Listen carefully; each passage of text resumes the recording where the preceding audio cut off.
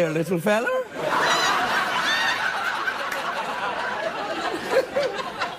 I bet you're looking forward to St. Patrick's Day, aren't you?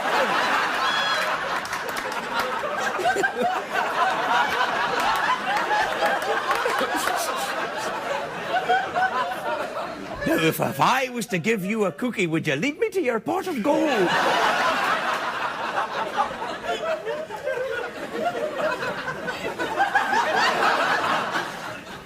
I'd just like to apologise to all leprechaun Americans for that tasteless use of cameras to imply that I was taller than I am. I am, in fact, one of you. People say to me, you know, when I go out in the world, you know, outside of this fabulous, exciting show business environment, a cupboard with a leaky roof, when I go out, and then people say, oh, you're much taller than I thought you were. And I'm always like, well, how big's your TV? You're like, oh, at the most they've ever said is like 61 inches. I'm like, well, I'm taller than that.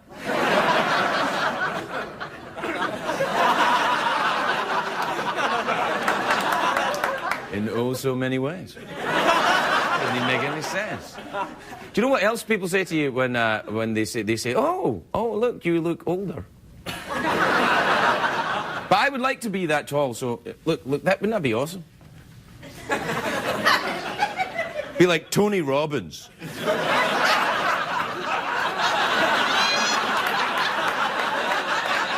Feel the giant within and release the giant within.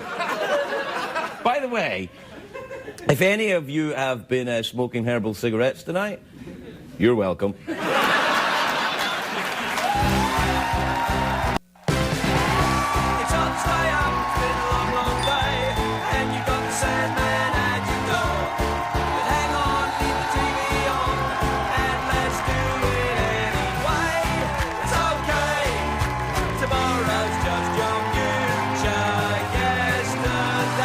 Ladies and gentlemen, Craig Ferguson. Hey! Come on in! All right. Thank you. Thank you. Welcome. Welcome to Los Angeles, California. Welcome to the Late Late Show. I am your host, TV's Craig Ferguson. Please, thank you. Thank you. That's enough. That's enough, everyone. It'll start to sound like you're faking it. And I would only be able to tell because I've heard women faking it before.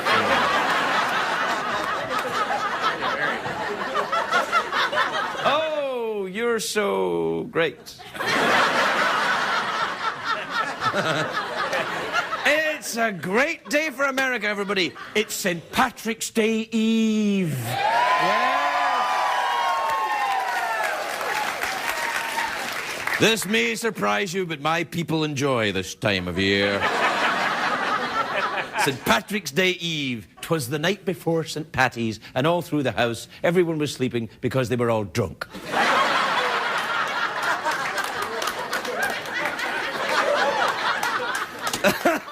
Anyway, there's some amazing news out today. Really, Craig? Can you see into the future? Yes, I can.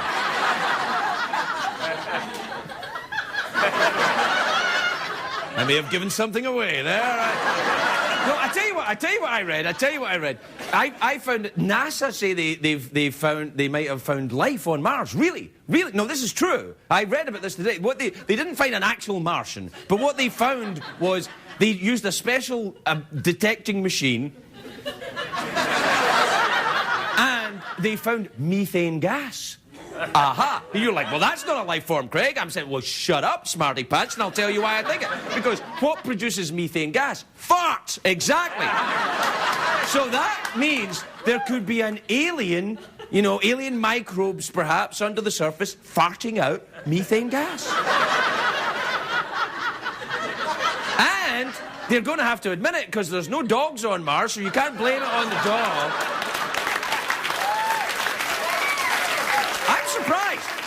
I'm surprised they found the farty stuff on Mars. I'm surprised they found, you know, the farty smell on Mars. I'm surprised they found it there. I would have thought they'd find it on Uranus. All right.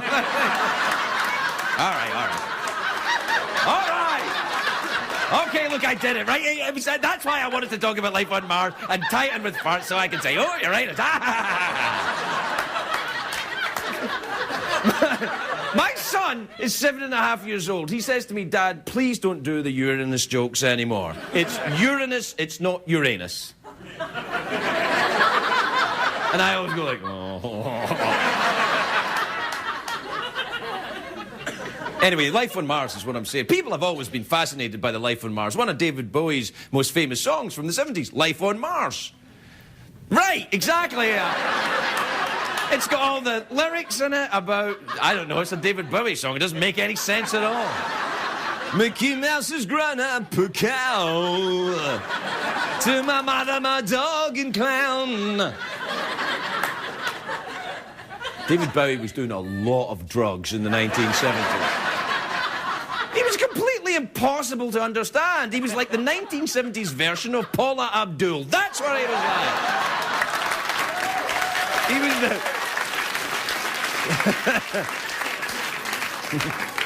Slasher Badasser.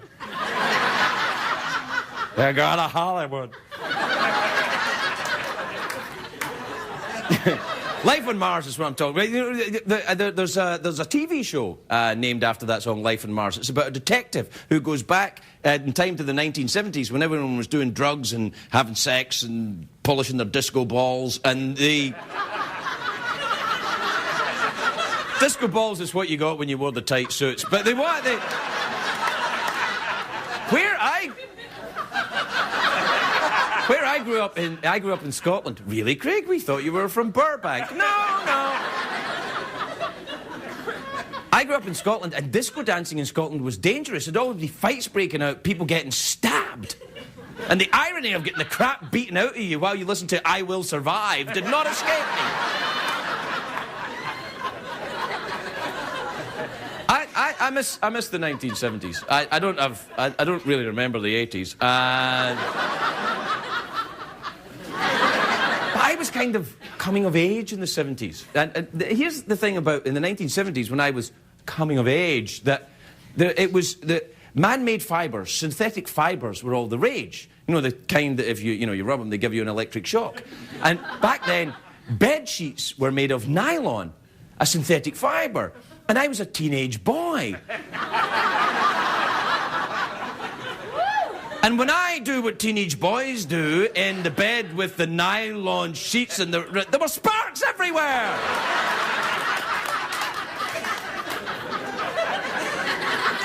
I thought it was God punishing me.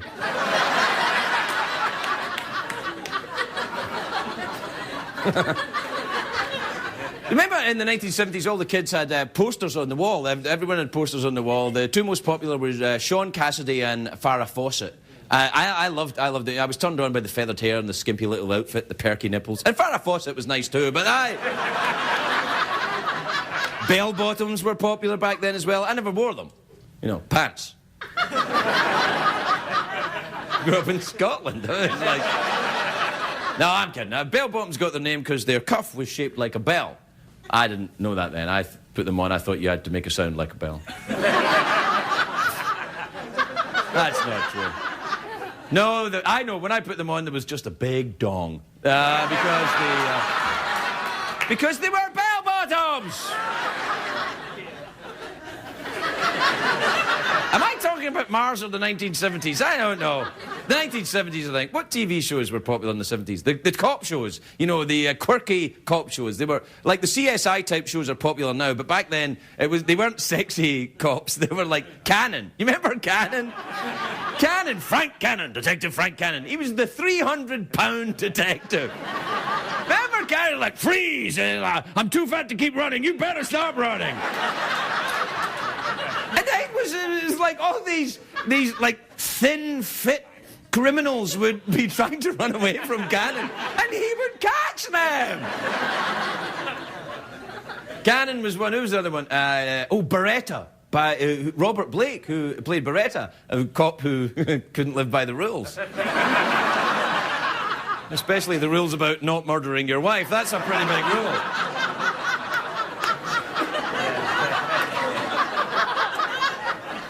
You know, the biggest TV show in the 1970s was Happy Days, which was a show about the 1950s. And Henry Winkler's here all the time. I always wanted to ask him if I could wear his leather jacket, because it would go great with my assless chaps. And he said...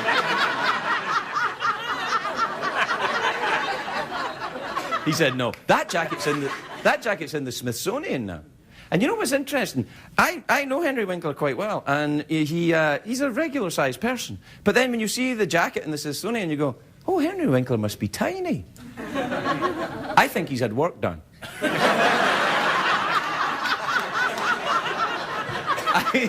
I think he's had a body implant. I don't know if I can keep talking about Henry. I'll get into terrible trouble. Yeah, I'd probably better not. Or Henry, we love you. Please call me and wear your assless chaps. All right, we'll be right back. Everybody with a big...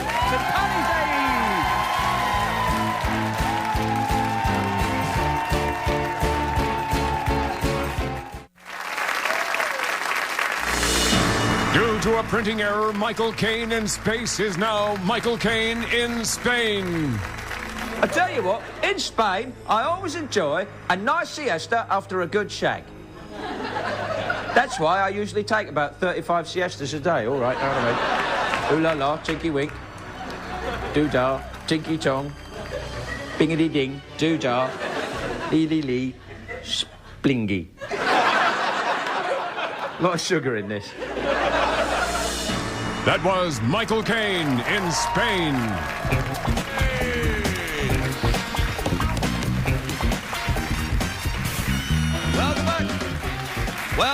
Welcome back to the big March 16th show. Welcome back, little feller. Oh, you've got a leprechaun laugh over there. I heard it with my own eyes. Bless my sainted mother. I heard it with my eyes. Yes, I'm that good. I did. I hear you had a little leprechaun laugh. Oh! Either that or Tom Cruise just walked in. One of the two.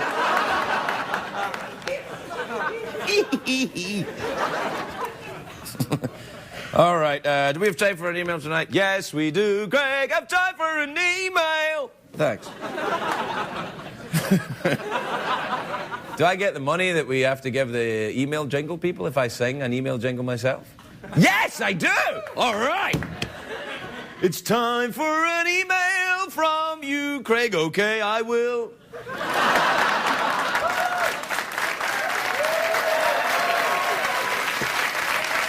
Thank you. All right, this is from Johan, or Johan, I suppose, because it's in Leidschendam in the Netherlands. The Netherlands, by the way, are, well, it's Holland. But they call them the Netherlands because all of that area around there are the nether regions. And...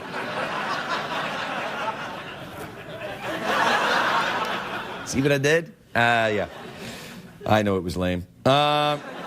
Anyway, the Netherlands, Holland, I've been there. It's very flat. It's like Oklahoma, but without guns. And they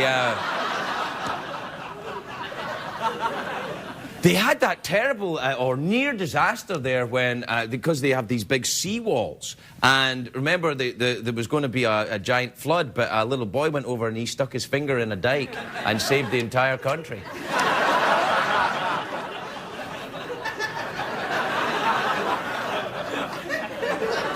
You can probably do your own joke at home if you want. Yep, that's the one I do, yeah. Okay, this is from Johan in Leidschendam in the Netherlands. Greg. See, he says Greg. That's how they say my name in Holland. Hey, Greg, how are you doing? You like 2 beers and some hash?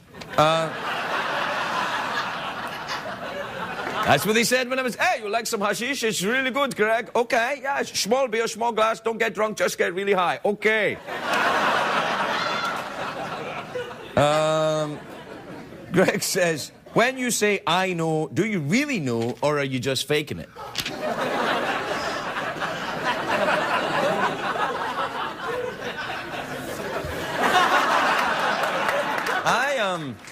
I know. This is from Josh in McHenry in Illinois. Josh says, Craig, I have a photography art show in April and I'm preparing for it. Good for you, Josh. Have you ever taken regrettable photographs of yourself?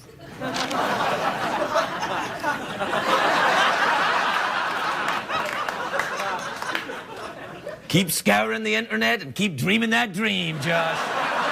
Maybe one day. I'll give you a clue. Melbourne, Australia, 1987. Now go get it. All right, this is from a Priya. Isn't that a car? Oh, Prius is a car, right? This is from Priya, which means there's only one of her. She's in Herndon in Vancouver, or VA. That's Virginia, actually. Hey. I passed a test to be an American. What did you do? All right. Priya in Virginia says, Dear Craig, I just thought I should let you know that within a few days I will be leaving the country for a couple of years. Thanks, Priya. Do you know who I think she is? Do you remember a while back there was that lady in the audience that just stood up and didn't say anything?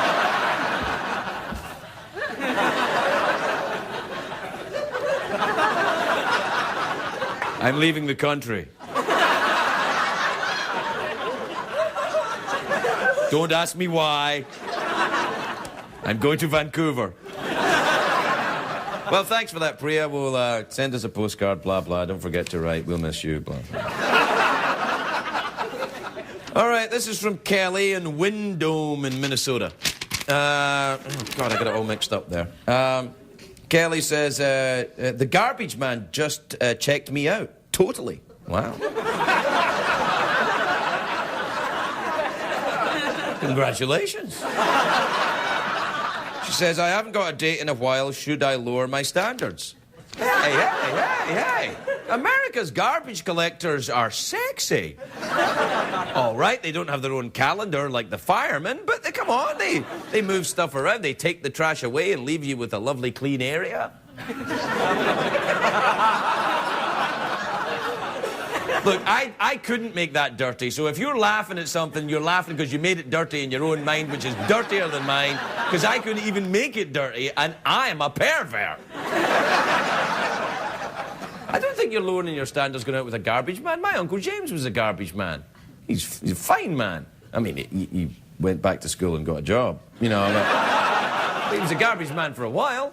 Nothing wrong with it. Where would we be without the garbage men? The garbage piled high in the streets. That's where we'd be. The whole place would look like a town that's funny. We'll put it in later. All right.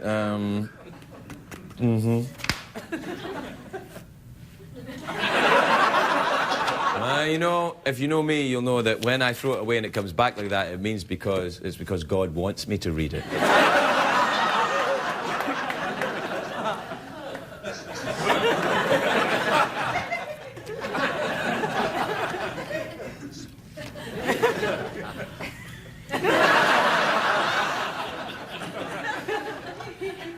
Was that sacrilegious? I'm sorry if it was. And if it wasn't, then I'm not sorry. Actually, I'm not sorry anyway, because this is America. All right, this is Mike in Canton, Ohio. This is not Mike. This is just a letter he sent. It's an email. Mike's looks completely different. This is from Mike in Canton, Ohio. Mike says, hey, Craig, sometimes you mention you don't like jazz music, but you continue to do jazz hands. Why is that? I don't dislike all jazz music, you know, I don't. I only dislike the progressive, modern jazz. You know, the jazz like the Bing Crosby jazz or, you know, like cool jazz is good, but it's that stuff where the 15 guys all on stage, all playing a different tune, they're all... That's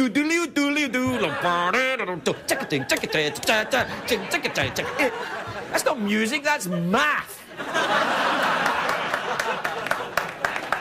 There. I think we got it all sorted out. Join us and we'll be right back and all that.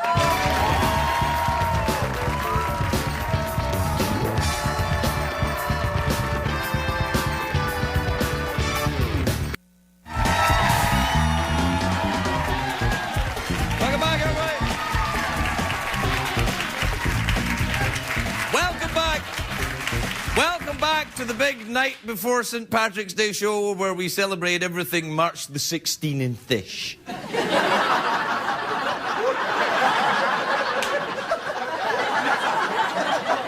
What? My next guest is a giant star. He does a show called Live with Regis and Kelly. Take a look at this. What is the history of the leprechaun? Is that a mythical figure from Ireland? Well, yes, traditionally, and then it became the mascot of Notre Dame. I believe it was around, like, 1965. It was originally the Irish Terrier, but then the leprechaun took He's a lot over. cooler than the terrier, so yeah, we like him better than the dog. You know, even before the leprechaun and the terrier, when I was there, we had a gorilla. I'm just kidding. That's how long ago it was.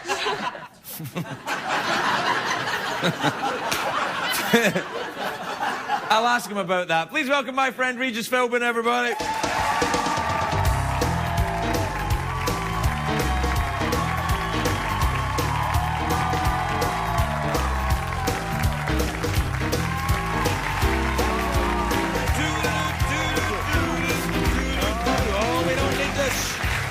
We don't need these. Oh, I see every night you rip up the questions. I rip up the cards. You know why? I don't need them. I don't care. I don't care for them. Happy St. Pat? Yes. Happy the night before St. Patrick's. That's right. Well, tomorrow's the big day. Yeah, I know. I'm so excited. Have you got anything special planned? Okay. Let me ask you something. No, I want to get this out of the way first. Right. All right, then. Because there's an extra card with your tour dates. Oh, okay. Now, what do you do when you're on the tour? I have a nightclub act. I sing. I tell a few jokes. Juggling? You have some juggling? Juggling, yeah. Yeah, Sure. yeah, juggling. Yeah, sure. You're famous for that.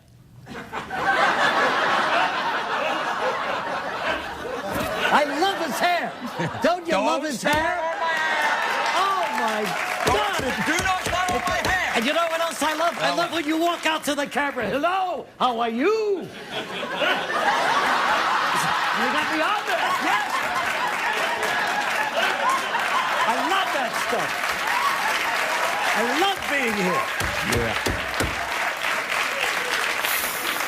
Yeah. The most explosive opening monologue on television today. All right. The man just doesn't stand there and tell one joke after another. Or even one joke. All right. He just goes with a story. I swear to God, I've never seen anything like it in this business. Well, Here, no, I'm going to do the tour dates. I want to talk about your March the 20th in Grande Ronde in Oregon. Portland, Oregon, outside of Portland, and then Oregon. March the 12th. So you're going back in time for many of these dates. That's probably April the 12th. No, that's probably March 21st, and your people misspelled it. Oh, right. That's in Spokane, Washington. Spokane. That's what I said. And who's from Spokane? Bing Crosby. Bing Crosby was from I loved Spokane. Bing Crosby. When Me I was too. a kid, did you really? I did, actually, Oh, yeah. that's nice. You know, growing up in New York City, in the Bronx, there was a little radio in my kitchen, and I would go every night because on WNEW in New York, the top radio station, they had a half-hour Bing Crosby songs. And, you know, it was in the middle of the Depression. Right. No, the first one. Right. Yeah. And so, all these songwriters were writing songs with wonderful lyrics, you know, uplifting lyrics. Lyrics that make you feel better about your life. Gave you some hope. And there was Bing Crosby singing them. All right. Okay, Bing. So Bing Crosby was born, and that's why I'm so happy to go. He was born in Tacoma, raised in Spokane, and the house that he was raised in is now part of Gonzaga University campus. Oh. Yeah. And is it Bing Crosby Studies? Is that what they Yes, he's got a special student body center, you know? Right. Why do you look at me like that? Like you're looking at somebody insane, you know? Well, I'm looking at you because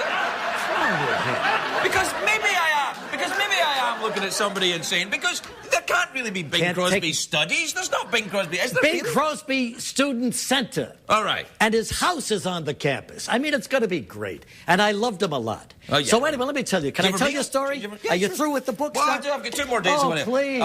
Clearwater, Florida. With Don Rickles. Yeah. Oh, really? Yes. Oh, that's good. I like Rickles. I mean, I like you too, but I like Rickles.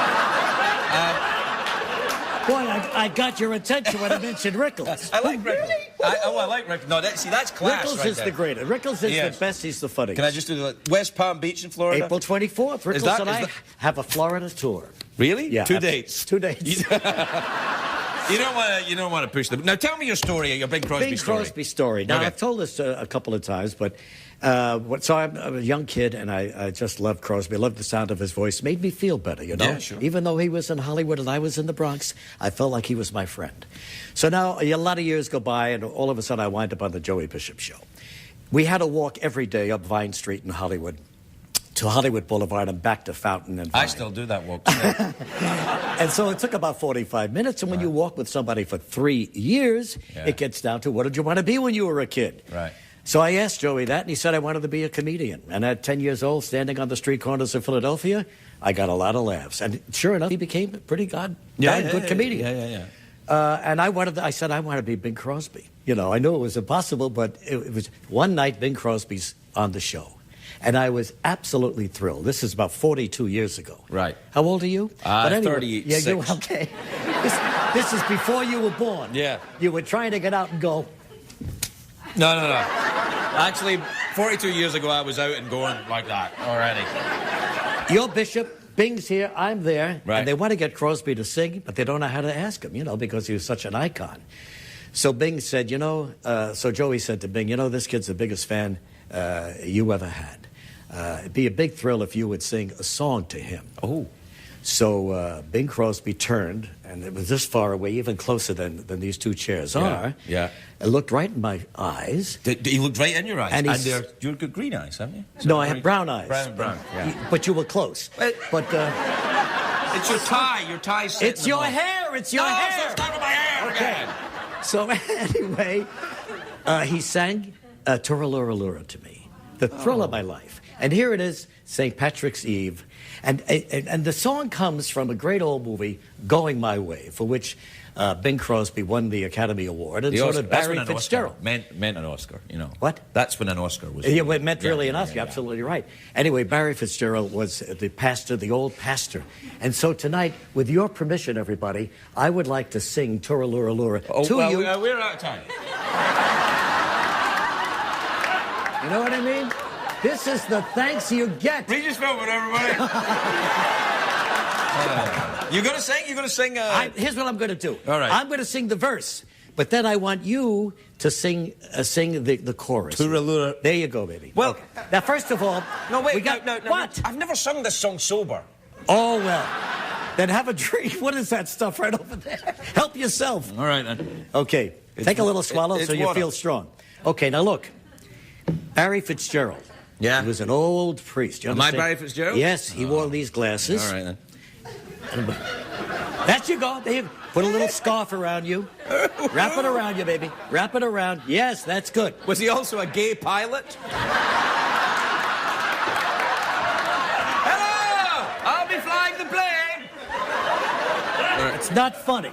Now, well, it'll fit put with it the rest around of the like show. this. All right. Remember, it was a very touching scene. He was not feeling well, Barry. And so Bing went into his bedroom and he sang this song to him, okay? All right. Here we go. I'm ill then. You're ill. Of course you're ill. We all know that. Now, I'm going to sing this to you. And Hold me, Bing! Oh, Hold me! this is what you get for not rehearsing. Over in Killarney, many years ago, me mother sang a song to me in tones so sweet and low. 'Twas a simple little ditty in her good old Irish way. And I'd give the world if she could sing that song to me this day. Together now. Turaluralura, turaluralai, turaluralura. Hush, now don't you cry. Turaluralura, turaluralai. Big finish. Turaluralura. That's an Irish lullaby.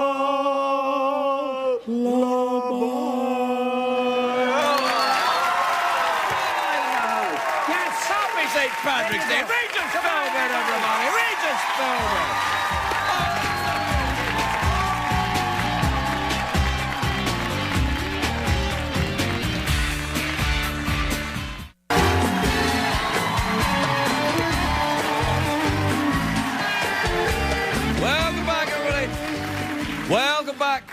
Welcome back. Quiet, audience, please. Welcome back. No, please, enough.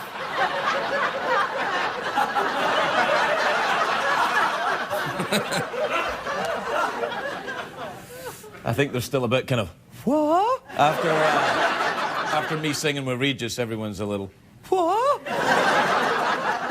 I'm frightened. My next guests are not on my hand. My next guests are from, I first saw them in Boston. They're a fantastic band, and I used their song on my Comedy Central special. Oh. Oh, yeah, it's not just CBS. I've got there's other suitors for Lady Ferguson, if you know what I'm saying. And this is the actual song they play on the special. It's called We're Finished with Finishing School. It's from the album Cream of the Crust. It's available on iTunes. Please welcome the Upper Crust, everybody. The Upper Crust.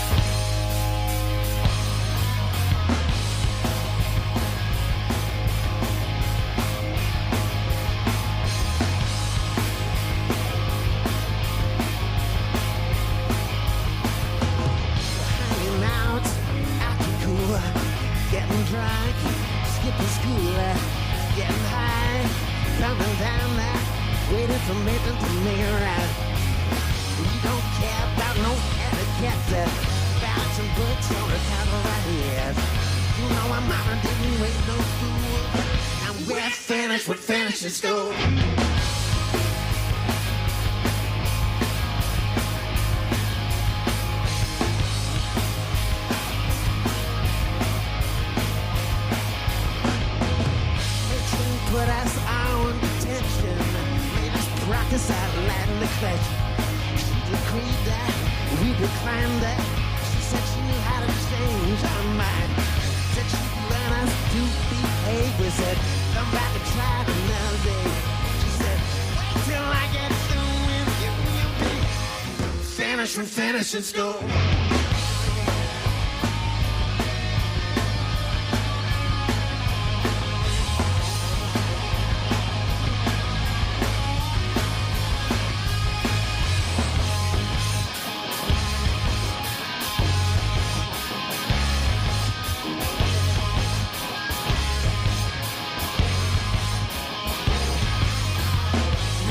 Put us up on trial, she said, spare the right and spoil the child. Hit me one step with the switch. I turned around and put a hand on the bitch. Now we're thrown out in disgrace. Now we're leather instead of lace. Now we're the ones who make the rule. And we're finished with finishing school. We're finished with finishing school. We're finished with finishing school. We're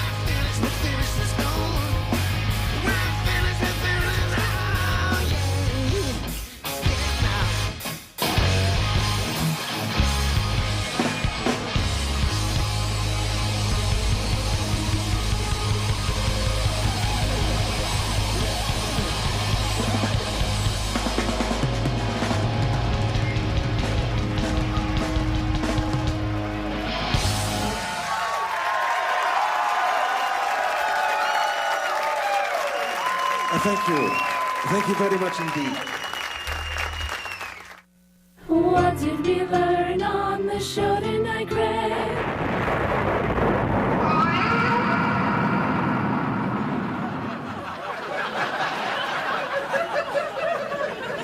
I think what we learned on the show tonight, that Regis Philbin and I are the Irish Jonas Brothers. Hoorah-loorah-lay. Hoorah-loorah, Regis. You know what I don't understand? How come he's Bing Crosby and I'm Barry Fitzgerald? Why can't I be Bing Crosby? I've got the hangdog expression. I can do Bing Crosby. Hang on, I'll try. I haven't tried it ever in the past 17... Coincidentally, when I stopped drinking, I stopped trying to do my Bing Crosby impression. But I'll give it a go. Well, I get tired and I can't sleep. That's it. That's all it is. But... Now, a lot of people... Thank you. A lot of people say, well, Craig, that's nothing like Bing Crosby. And I'll go, yes, but was Regis Philbin anything like Regis? No. I think what it looked like there is it looked like Regis Philbin and Barry Fitzgerald. You don't know who Barry Fitzgerald is, do you? You don't. Call yourself Irish. You're not Irish.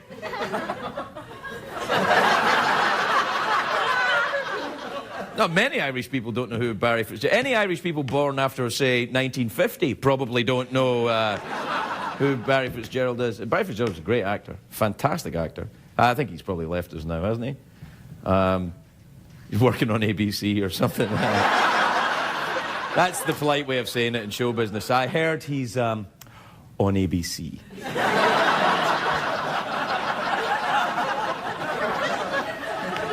Because you don't go to NBC unless you were a bastard during your lifetime. Do you know what I'm saying?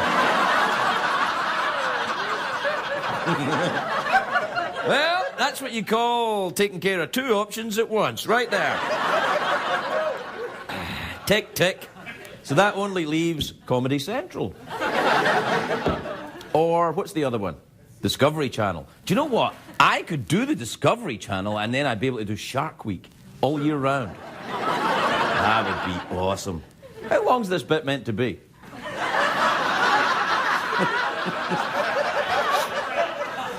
You know, because I can keep going here. I'm good. Well, you may as well just hang around. I mean, what's gonna be next? The infomercial?